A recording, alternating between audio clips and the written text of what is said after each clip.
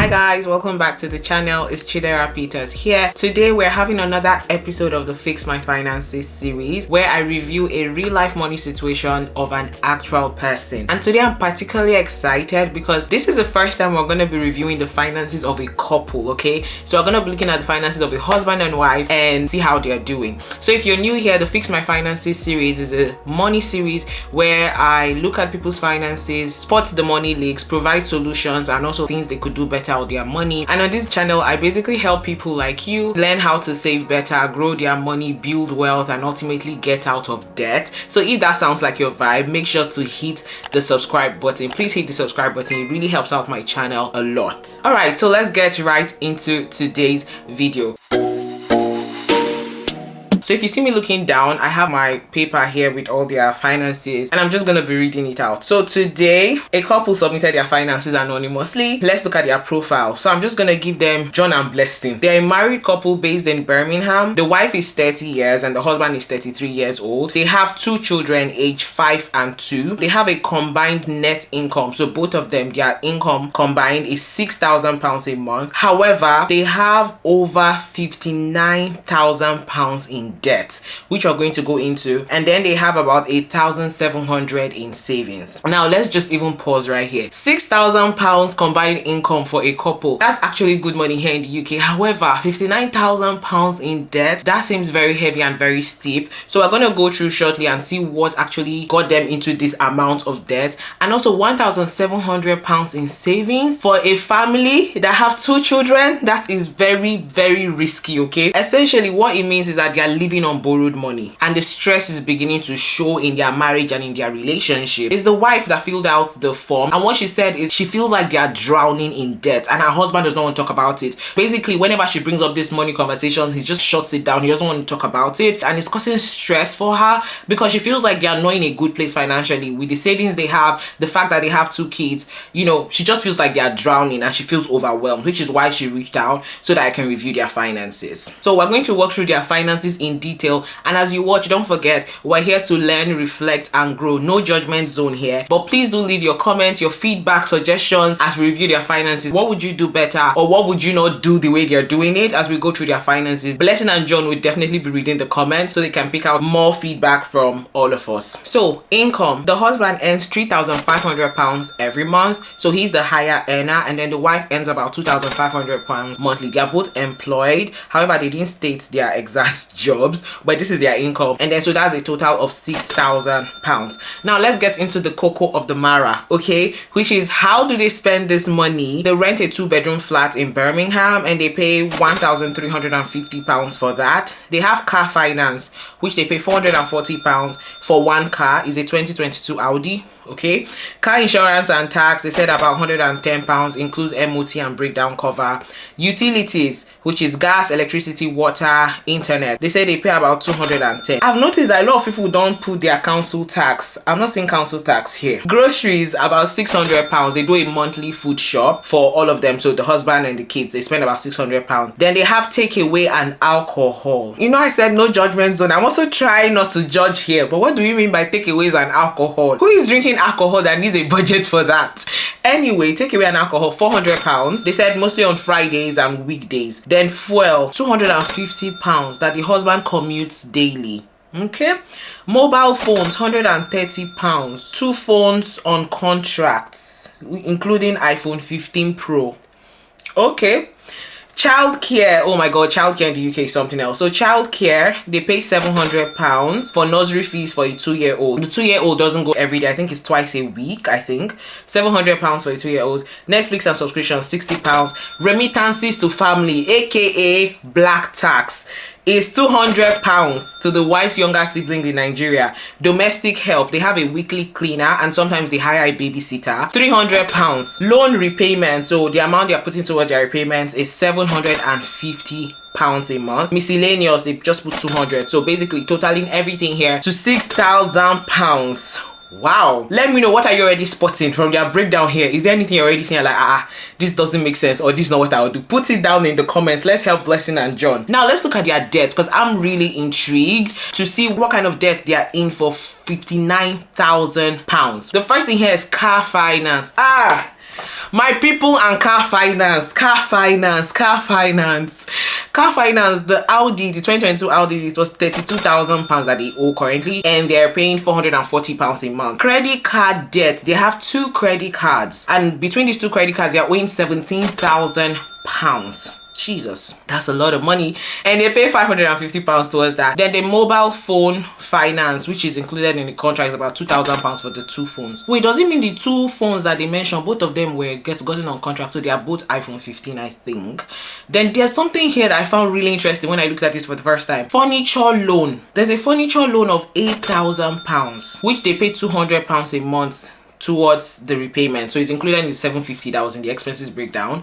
£200 they pay this back, but it's currently £8,000 that they have in furniture loan debt. So where did all of these debts come from? Because I was really intrigued. They said some of these debts came from past emergencies, so maybe that's what the credit card was. There were some emergencies. They said moving costs, and also for the furniture loan, essentially is that when they moved into their house in Birmingham, they needed to furnish, so they bought new chairs, dining table, appliances in the house, basically stuff for the house. They got a lot of it on credit, and before they knew what was happening, it had added up significantly, and now they owe £8,000 towards furniture loan that they are paying every month. So one thing I can just say here is one of the biggest problems with credit or living in a credit system is how you don't just realize how easy and how quickly you're getting into debt. It's so easy to be like, okay, put the car on finance, the bed on finance, put the chair on finance, put the phone on finance, and before you realize, so many things are on finance, and at the end of the month, the amount of money that is going to leave your account into debt repayment is going to be a lot. So I think it's something we all just need to be very conscious of. When you're using finance, be fully aware of all the other things you have on finance, because trust me, little by little, it adds up a lot. So something I'm noticing here, they don't want to wait for anything, because what kind of... we're not gonna judge. What furniture are you buying that you needed it immediately, you couldn't learn towards it, that had to get into a debt of £8,000 on furnishing a house? So let's go into savings and investments. The emergency fund is £500 they have towards that. Savings account is £1,200. Investment, they don't have any investment. Savings and investment total is £1,700. But with a household of 2 children and over £59,000 in debt, this is not great. This is not looking good at all. So before we proceed, I want to thank Printify for sponsoring today's video. If you're not new here, you've probably heard me talk about Printify a couple of times. Printify is a print-on-demand platform that allows you to create and sell custom products without having to worry about packaging, inventory, shipping, or delivery of that product. Printify literally makes it easy for you to start your print-on-demand business today with no upfront cost required. All you have to do is create this product and market it, while Printify will handle the rest, the shipping, the inventory, and the delivery of this product to the customer, making it easy for you to start your business today. So here's how it works. Visit www.printify.com, create your account, choose a product that you want to sell. This could be a t-shirt, a mug, a sweatshirt, whatever that looks like, and then you can create a design on Printify or upload your own design. Once you've done that, you can then hit publish and connect your Printify store to other places like Etsy, Amazon, and TikTok shop, so you can reach even more people. So as you can see, Printify basically takes away the stress and hassle of having to start your own print-on-demand business. I already have a video where I walk you step by step on how to create your very first product on Printify. If you've not seen that video, make sure to check it out up here. So if you've ever thought about starting a business or a side hustle, now this is your chance to do that. Click on the link in the description box below to get started on Printify today. Thank you so much, Printify, for making this video possible. Now back to the rest of the video. So now we're going to go into what the money leaks are that I'm seeing from their finances and things they can fix.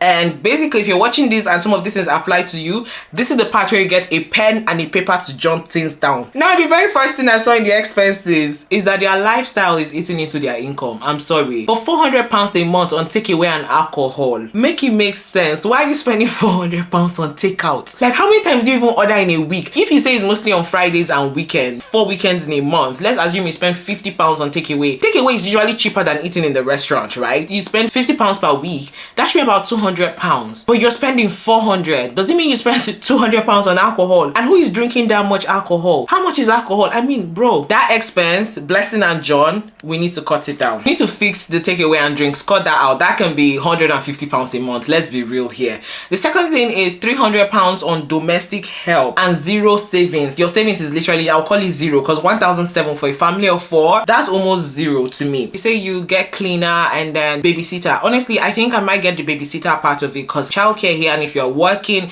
it's very difficult to manage. However, the cleaner part, how much you spend on cleaning and how much you spend on babysitter, assuming it's a 50-50 split, I would say you can slash down your cleaning. Maybe you have the cleaner coming once a month. So one thing I always say here is, when your finances is not in the best situation, you may not be able to afford the lifestyle that you want until you fix the foundation. You might have to take some sacrifices just to get your finances to a good place. Then you can then do the things you want to do. Then you can then live the life you want to live. Consider having the cleaner come once a month and do a deep clean. Maybe that could save some money, because I don't know the split in the £300. Another thing I noticed is there's a lot of debt fueled living. There's a heavy dependence on debt. Instant gratification I'm seeing here. The fact that the furniture for the house, that couldn't have waited. I don't know, like, why couldn't that wait? That you had to go into £8,000 in debt to furniture a house, and none of those things are assets. Like, no, you can never sell those things for more than you bought it. So the phone as well, putting your phone on finance. Why didn't you buy the phone outright? So I can see a lot of debt fueled spending in how you people approach your finances. Okay, another thing is overspending. Just even looking from the breakdown, the fact that everything you guys put on the sheet down to the total is 6,000, which means money in, money out. That's not good. It means you overspend. You're not living below your means, because if you're living below your means, you should always have money left over to do stuff with. So another red flag that I'm spotting here is that there's no structure. I mean, which is why you reached out to me. You guys basically don't have a set plan and strategy towards how you spend money together. One of the most important things when it comes to making finances work in a marriage is communication. And I can see the problem. The fact is, your husband doesn't want to talk about it, but I hope that you can send him this video so he realizes that you people need to sit down and have honest conversations regarding how you want to handle money and who is better at what and who needs to manage what better. There is no structure here, okay? You can't keep living with no budget, no plan, and just living as it goes. You guys have 2 kids, and I know that's why you're worried, Blessing. That's why you reached out. You guys have 2 kids. You need to get your finances in order. Another thing is the car is too expensive for you guys. The fact that you're still having a balance of £32,000. How much did you people buy the car? That is too much. Car finance, you guys, the moment you buy that car is a depreciating asset, okay? You're better off buying a second-hand car that is really good, and if you can, as much as possible, buying the car outright. So I think you guys might want to reconsider this car because you're just spending on something that is depreciating every single day. Another thing that I can see here is because there's a part that says what's your money goals. You guys didn't fill that out, so basically there's no financial goals. You guys don't have any savings goal, any investment goal. There's nothing. We're just living on vibes. It's just vibes we're living on. So I get why you definitely reached out. And then the last red flag I'm seeing here is over reliance on 2 incomes. I feel like 2 of you earn good salaries. You're depending on the 2 salaries so much. I mean, you could even decide to, your husband's salary can be the salary you guys spend off of, and then you have 2,500 to even live on. That's very possible. There are people that live on 1 income even though they are a dual income household. All right, so now let's get into the fixes. What do I think you need to do to get your finances in order? Once again, don't forget, leave a comment down below for John and Blessing, okay? They're gonna read. The first thing is we need to start tracking. I don't know, but I feel like you guys are not tracking your finances, because I want to believe some of these things here are estimations. I feel like there's some things that are even left out. So you want to start tracking your finances. Literally just do this for a month, or at the end of the month. I have a simple income and expenses tracker sheet linked in the description box below. You need to start tracking your finances so you have an actual, real and true, because I feel like these are a lot of estimations. I don't think they are actual figures. You need to track and have a baseline to know exactly where your money is going. The second thing is, I already said that cut on takeaways and alcohol. That spending needs to be reduced by at least 70 or 50%. It's too much. £400. What are you people eating? Are you still spending £600 on groceries? That means you're spending 1,000. Oh my god. I'm trying not to judge. We will not judge, okay? No judgment zone, right? You're spending £1,000 on food out of £6,000 income. That is steep. You're spending 1/6 of your income on food. Think about it. That is high, so that needs to come down a bit. Another thing is, you guys are sending £200 a month to the wife's younger sibling in Nigeria. Please, you can either pause that or you cut it down. Honestly, you need to stabilize. You guys need to figure out yourself first. Like, help yourself first before you then help others. Maybe slash that by half. Send the person £100 £100, they just let them know things are tight now. Or you can even decide to pause it for 3 months until you guys find your own financial footing. Okay, another thing is your phone bill. The fact that you are having, I don't know if the £2,000 is the balance or that's what was the total when you bought that phone or the phones. There are 2 phones you guys said. You guys want to switch to SIM only plan. Can you cancel your phone contracts and just get a smaller phone? I don't know, are you a content creator? Do you actively do something with the phone? So for example, the reason why I have a good iPhone is because I create content with it. If I don't create content with it or I don't do anything significant with it, I'm not gonna bother. Do you have an actual need for the latest gadget? And that's something that really eats into people's lifestyles. The fact that you feel like with every new technology you have to upgrade. That means this year maybe you people have planned to upgrade to iPhone 16.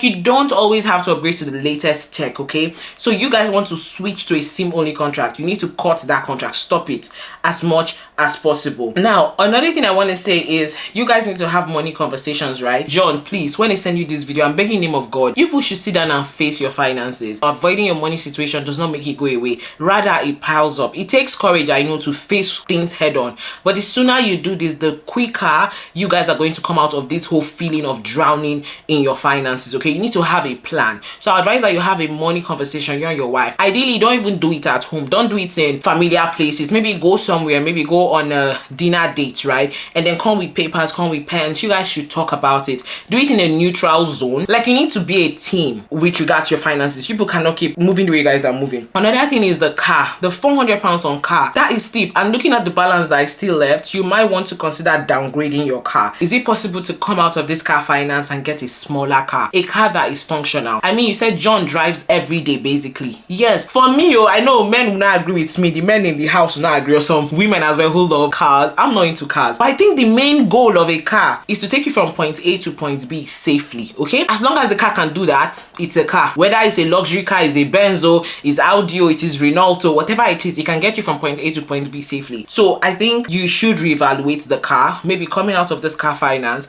cancelling it and downgrading for a much cheaper car. All right, another thing is you need to cut that domestic help. I already said it. Blessings, sacrifices need to be made to fix our finances here. You know, reduce that money to maybe £200 a month. Another thing I think you might want to try is to introduce a no spend challenge, because I can see a lot of spending. Maybe a week you guys will decide you're not spending on any non-essentials. If it's not essential, meaning you don't have it, you will not survive. So maybe try a no spend challenge to help you guys not spend money. That can help you save £100 a week, or maybe 200 depending on how you spend every single month. So like I said, once you cut down all of these things, right, the next thing to do is to top up your emergency fund. Honestly, for a family of 4, the fact that you have kids, 1,700 in savings doesn't cut it. And I know at the same time you have debt. So it's a thing of, do you prioritize the debt? Do you prioritize your savings? I want to say you have to prioritize the two. Here's why. Yes, you have debts that have a high interest, but you also need to have a hedge. God forbid though, you know, layoffs happen anytime. Layoffs, people can be laid off, people can be sacked. What if John loses his job in 1 month's time? Is it the 1.7 you people have that we are going to use to survive, or would you now depend on credit? And at the same time, your debts are piling up interest. So there's also the, oh, let's clear this as well. So I think you need to tackle both at the same time. Even if it's just a little amount towards savings and you pull more towards clearing your debts, that's okay. So maybe you can decide to save an extra £200 every month in your emergency fund. Okay, make it a non-negotiable. Automate it. Once the money hits people's account, it has gone to the savings spot. Then you put more into clearing out your debt. One good way that I would suggest that you tackle your debt is to focus on the one with the highest interest rate. Honestly, cancel this car finance. Once you cancel this, that's £32,000 off your debt. That is already something you need to fix. That's £32,000 off. The next debt here that I see is your credit card, which will likely have a high interest rate. So you might want to consider putting just a bit more. So out of your debt repayment, ensure you're putting more into the one with the high interest rate, which I think is the credit card one, and try to clear that off fast, because that one is going to be piling up every single day. It's growing really fast. So if you're able to tackle that real quick, that would be great. Then after that, you tackle the furniture loan, switch to SIM only contract. You already remove 2 of your debts already automatically. So I think you guys need to do this. You need to be able to breathe with your finances. I feel like your current financial situation is stifling you guys, but there's a way out of it. Okay, there is a way out of it, and I think you guys can do. Last thing is, part of your conversation is you need to decide to open up what we call sinking funds. Sinking funds are funds that are for specific things, short-term savings. You might have a savings for birthdays, travel, rather than just, you know, I think the default I see here is that you people just spend on credit card. Rather than just spending on credit card, have like actual saving spots for this thing. Now the thing is, using credit cards is okay, but the key thing with credit cards is whatever you're using on that credit card, ensure you can pay it off at the end of the month. So don't be living on credit card as if you won't have to pay it later. So you need to have savings so that even if you spend on the credit card, you take out of that savings to pay off the credit card at the end of the month. By the way, speaking of credit cards, if you're watching and you're still watching to this point, I'm thinking of doing a whole like money series on foundation basics of how money works in the UK, where I'll cover things like how credit card works, understanding pensions, understanding pay slips, so stuff like that. If you think you would like me to do that series, please leave a comment down below and give me suggestions on things you would like me to explain, basic foundational things that will help understand money better in the UK, leverage the system better. So leave your comments, your suggestions on this, and if I see a lot of interest in it, I'm definitely going to do that series as well. All right guys, so we have come to the end of this video. I hope Blessing and John are going to get a lot of value from this video, and also a lot of value from all your comments and all your feedback in the comments below. If they are able to implement half of the things that I've discussed, they should be able to clear most of their debts within like 18 months. They should be able to build a safety net, which is their emergency fund, and they should finally feel more confident about their money situation. So I want to hear from you. You know how we do it here. What would you do differently? Leave it down in the comments below. And how would you have these money conversations with your partner? If you are married, how do you guys tackle finances together? Put comments please, because they're definitely gonna take pointers from your comments and your feedback. Lastly, if you would like to feature on an episode of the Fix My Finances series, you can fill your details anonymously on the money breakdown sheet link in the description box below. Till next time guys, thank you so much for watching. Bye bye.